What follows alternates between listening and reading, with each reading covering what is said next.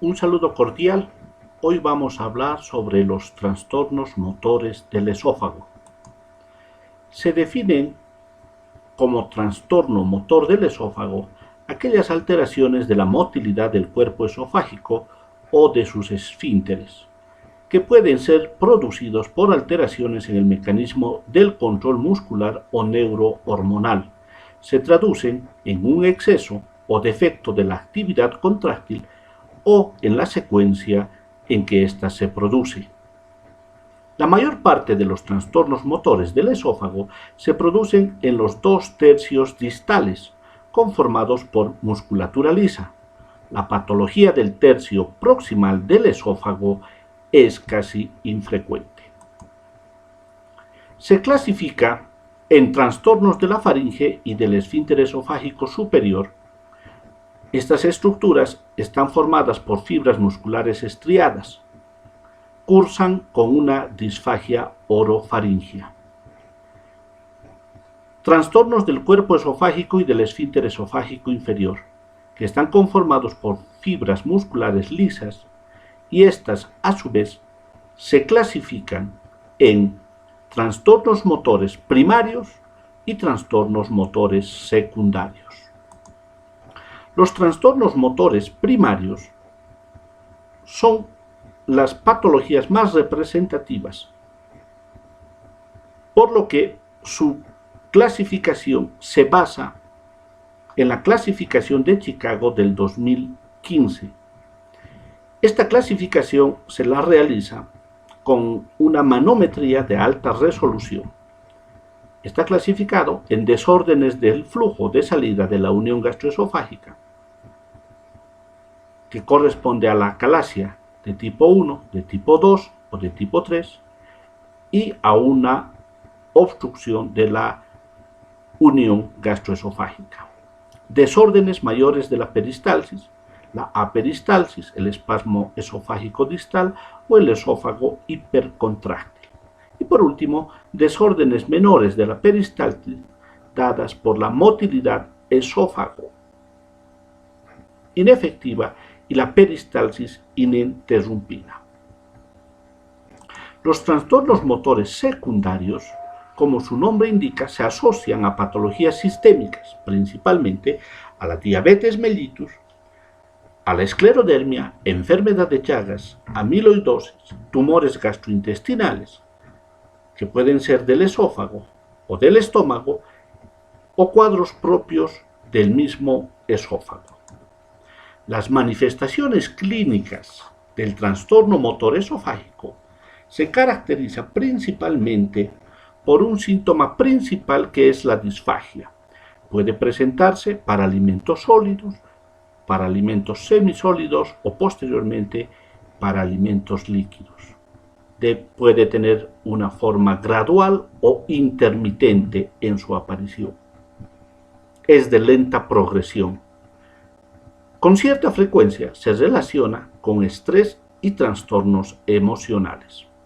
La regurgitación, que es el paso de los alimentos desde el estómago o el esófago hacia la boca sin previa presentación de náusea, puede ser activa o pasiva.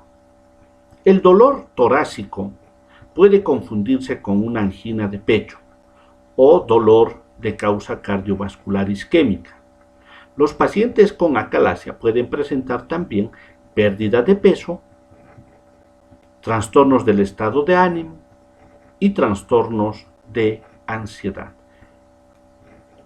La presentación clínica del trastorno motor está correlacionado muy frecuentemente con estos trastornos del estado de ánimo. El diagnóstico de un trastorno motor se hace a través de una historia clínica con sospecha clínica previa. Una vez establecido esta sospecha, podemos disponer el diagnóstico confirmatorio a través de una esofagografía en donde se observan signos característicos en un 70%, sobre todo en la acalasia avanzada. También se pueden identificar ciertos casos de espasmo difuso esofágico inferior. la endoscopía digestiva alta permite el diagnóstico de acalasia, pero si resulta normal, no excluye el diagnóstico. Es fundamental en el estudio del trastorno motor esofágico primario para la realización de biopsias para el descarte de tumores a nivel del esófago o de la unión esófago-gástrica que pueda explicar este trastorno. La manometría esofágica actualmente es el estudio de elección llamado gold estándar para el diagnóstico del trastorno motor esofágico. Tenemos dos tipos de manometría, la tradicional y la de alta resolución. La pHmetría no es un estudio que se solicite como regla general, pero complementa debido a la frecuencia de la presencia del reflujo gastroesofágico asociado a un trastorno motor, o ser el reflujo gastroesofágico una causa secundaria de trastorno motor. Dentro de los trastornos primarios, hoy también hablaremos sobre la acalasia, que se caracteriza por una falla en la relajación del esfínter esofágico inferior, el cual es incapaz de relajarse adecuadamente durante la deglución y que se acompaña de la pérdida del peristaltismo del cuerpo esofágico. Como consecuencia, se produce una obstrucción funcional al vaciamiento del esófago que lleva a la retención de alimentos y secreciones en la luz del esófago. La epidemiología de la acalasia tiene una incidencia de un caso por cada 100.000 habitantes por año, una prevalencia de 10 casos por cada 100.000 habitantes, una relación hombre-mujer de 1 a 1. Puede ocurrir a cualquier edad, si bien la mayor incidencia se observa en la séptima década de la vida y un pico menor entre los 20 y 40 años. En nuestro medio, la enfermedad de Chagas es la principal causa de la presencia de acalasia. La fisiopatología de la acalasia. Fisiopatológicamente hay una degeneración de las células ganglionares en el plexo mientérico del cuerpo esofágico y en el esfínter esofágico inferior. A pesar de que la causa del proceso degenerativo no está clara, el resultado final del proceso inflamatorio es la pérdida de neurotransmisores inhibitorios del óxido nítrico y del péptido intestinal vasoactivo, con la consecuente presencia de un desbalance entre las neuronas excitatorias e inhibitorias.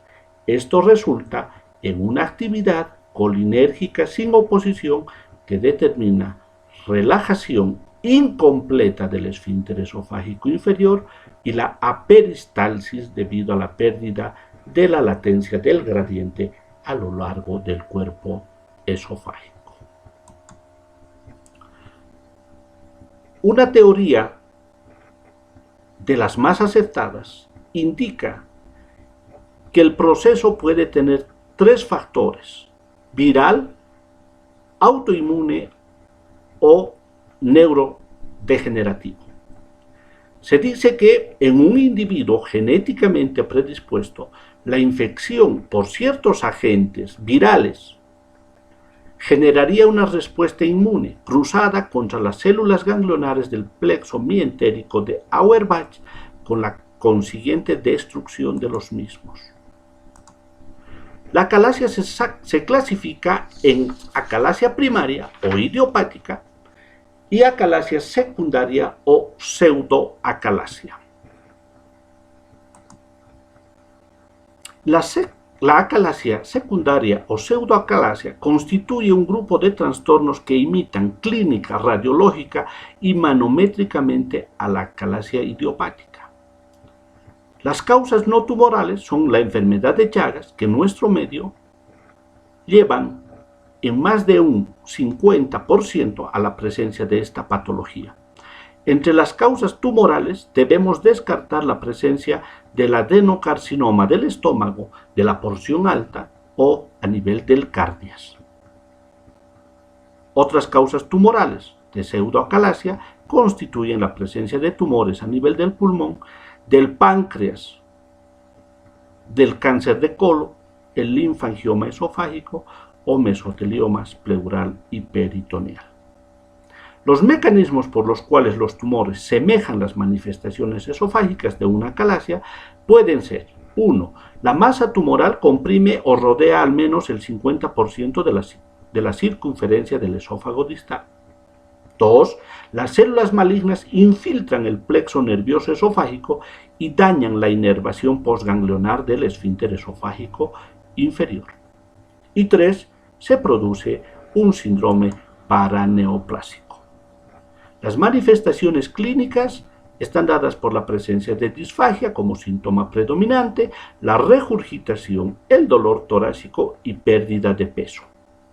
La pérdida de peso debe ser un síntoma que se descarte como causa de un proceso orgánico como el cáncer o simplemente por la dificultad del paso de alimentos y nutrientes hacia el estómago con la consiguiente disminución de la capacidad absortiva de nutrientes en el aparato gastrointestinal.